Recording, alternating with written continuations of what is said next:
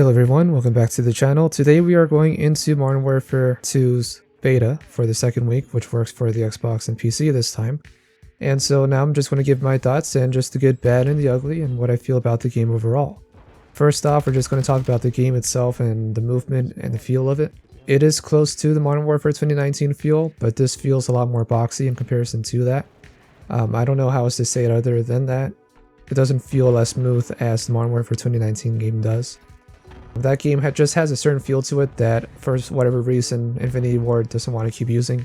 So they made it feel a lot more like a regular Call of Duty in that sense. The one thing that I do feel brought me into Modern Warfare 2019 that really got me into it is no longer here. So that's just something we'll have to get used to. After a few hours, you do kind of get used to it, and it does kind of emulate the Modern Warfare 2019 feel, but it takes a while to really get used to it. And next up, we're just going to talk real quick about the maps. There's 3 maps so far that I can remember. One of them being the market map, the other being a museum, and the other one being like a hotel area. They all play okay. These maps are a lot closer to the more typical 3-lane map, but there are some little wrenches here and there that allow you to get a flank going. But those routes are a lot more restrained than they were in Modern Warfare 2019. So you can still sneak up behind the enemy, but it's going to take a lot more work, and you are going to have to run dead silence because there's no other way to get around teammates at this time, or get around enemies at this time. Overall, I don't really like how constricted some of these maps are, and most likely will be upon release, but they don't feel too bad in regards to just being a stagnant, stalemate hell, where everyone's just fighting for the same line. There's just enough movement there that can allow you to kind of explore and experiment and try and get a flank going. For now, my favorite map has been the hotel map, just because of it having the most type of routes possible. And when you compare it to like museum, where it's really just three routes, and then you only have like 2 out routes in order to get a long flank going. But outside of that, if you really wanted to stay inside the map, it's very constricted in the museum. Next off, let's just talk about the weapons and the perk system. The weapons, the good thing is that a lot of these weapons are going to have the same attachments, and unlike other games like back in Modern Warfare, back in Cold War, and even in Vanguard, you would have to have grinded each weapon in order to gain the same attachment. So like the GRU suppressor works on more than one gun, but you have to level up the gun enough to get that suppressor. In this game, the attachments are going to be locked behind the weapon, but then each weapon is going to have a form factor that translates into a hybrid version of itself. So for example, with the M4, you have the M4 rifle, you have an M4 LMG, an M4 SMG, and an M4 DMR. And since they all run on the same base, the same form factor, a lot of those attachments are going to overlap over each other. And things like reticles may even overlap across different weapons regardless. So there's going to be a lot less grind in order to get the best attachments. But with that said, there may be some special attachment here or there that only flies on one of these variants. So like it or not, the game is going to kind of force you to play with every single weapon, whether or not it's good, in order to gain all of the attachments if you want to get everything possible for you to use. That's the good and the bad thing about it. The good thing is that you don't have to grind the same gun to level 60 to get all the attachments, but then there are going to be some attachments that are going to be stuck in other guns that you're going to have to grind through. For example, there's a SMG. That SMG variant, I think, is the MP5, and that weapon starts off as a DMR. I'm just going to have to say this right now in regards to gunplay. The gunplay feels good overall, but the actual DMR single fire burst fire feels absolutely horrible. There's a lot of visual recoil, there's a lot of actual recoil, and even with the attachments that I've been able to get a hold of at this time, it's still not enough. Using a 1x optic, the optic flies all over the place. I can't tell where I'm aiming after my first shot. I'm lucky if I can get 2 shots in on a target before I die. The only good thing about the DMRs is that most of them are one-shot headshots, but lining up headshots in this game is going to be a little tricky, especially with the optics that we have. Right now, the progression for the optics are like 1x, a 4x optic, and then the 7x optic. And putting a 7x optic on a DMR is not something that I would consider doing.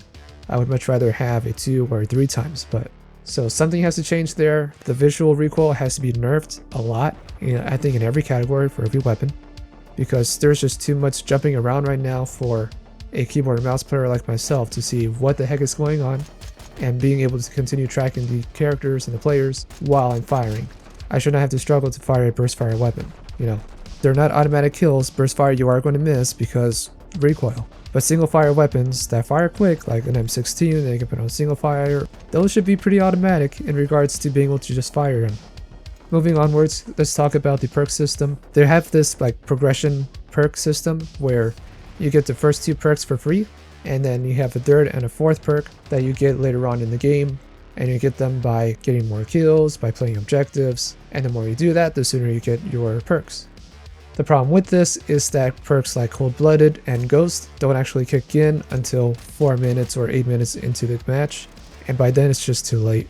And the thing is that you would say that this allows for more people to track people with the UAV and so on, but what happens is that you go about halfway into the game, all of a sudden 4 people that did not have Ghost now do, and now there are 4 less dots on the grid map when a UAV pops, and you can never track them because they're now ghosted. They weren't ghosted before and they are now. It is going to cause a lot of inconsistencies in gameplay because people are going to get a perk that they needed later on that's ultimately just changed the battle. And I know that sounds like a cool idea where, you know, players get buffed halfway through a match, but all it does is that it makes it very inconsistent because now everything that you had to counter doesn't work. And for those who are saying, well, you know, you should be able to change your perks mid-game, you can't. It's called a loadout. So there's not really a reason to just use a set of perks. If you're dying because of your perks, you can always change your loadout to use the perks that are necessary for that point in time. I really do think that this is a big drawback into the game. This is something that should be reverted to a more typical system. I think what they should do is that they should give us 3 perks and then give us a 4th perk later on, but let us choose which perks those are. Don't just block Cold-Blooded from not being able to be used until 4 minutes later into the game. Don't block Ghost, which is your final attachment, your final perk, to being used 8 minutes into a game. People rely on that stuff in order to create a type of playstyle, and you're taking that away from everyone. So it is the exact opposite of what Infinity Ward is trying to do, and it is something that Infinity Ward should reverse and bring back the normal perk system. They have 2 years. Let's not run this for 2 years. It is a pain. It is a hassle. Get this out of here as soon as possible. That's all I have to say about it. If you're not going to change it, just remove it outright. And so those are really my primary thoughts right now. I'm just going to go ahead and list off some more or less honorable mentions. The scoping in this game feels good, like aiming down sights. It feels very smooth. The transition is. It feels a little better than Modern Warfare 2019 in that sense in regards to like the animation. It feels smoother, but of course, smoother may also mean slower. You just want to be careful that, or you're not using an attachment that is causing a lot of ADS time, because that is something that's going to be a problem if you're playing in multiplayer and you're trying to play close range. You want to have something that will have a good ADS time, which is common sense, but more so here than in other games. You're not going to be able to pull up a 3x optic in close range in this game. It's going to be very difficult for you to do that. Other things is that they are trying to make a more rock, paper, scissors type of game. Your SMGs are just going to outright dominate multiplayer in this game. I have no doubt about that right now. I've been getting killed by an SMG from 20 plus meters away while I'm using an AR. And so the AR should be dealing more damage, the SMG should not be dealing nearly as much damage from that kind of range, and I'm still getting outshot from that distance. It's not quite perfect. It's something that they'll have to continue modifying and changing. If this is what the SMGs are going to feel like at this time, it's not going to get a whole lot better by the time of release. The range that the SMGs have right now is just too much. Add on to that the attachments to increase damage range, and you basically have no reason not to use an SMG. You may have to make the SMG a little slower for your close range combat, but it's not going to be anywhere near as bad as the ARs, at least for now. And that's just not a good sign because the M4 is a more balanced AR. It's not going to work well in close range. It's going to require more work to make an M4 work in close range in comparison to an MP5, and then vice versa. If you use an MP5 or use the M4 SMG variant, which I think is called the Hurricane, it works pretty well. It is going to take a lot more shots down range, but with the lower recoil, it's not a big issue. You can get a headshot here or there and really bring those damage times down, those kill times down. So yeah, those are my initial thoughts. I do think that the game is going to be okay. There are certain things here or there that are still mismatched. Again, the SMGs fighting at range is a little too much. With all that said, that's all I'm going to have to say for now. Go ahead and let me know what you guys think so far about the Modern Warfare 2 beta. What are your big concerns with it? What do you like the most about it?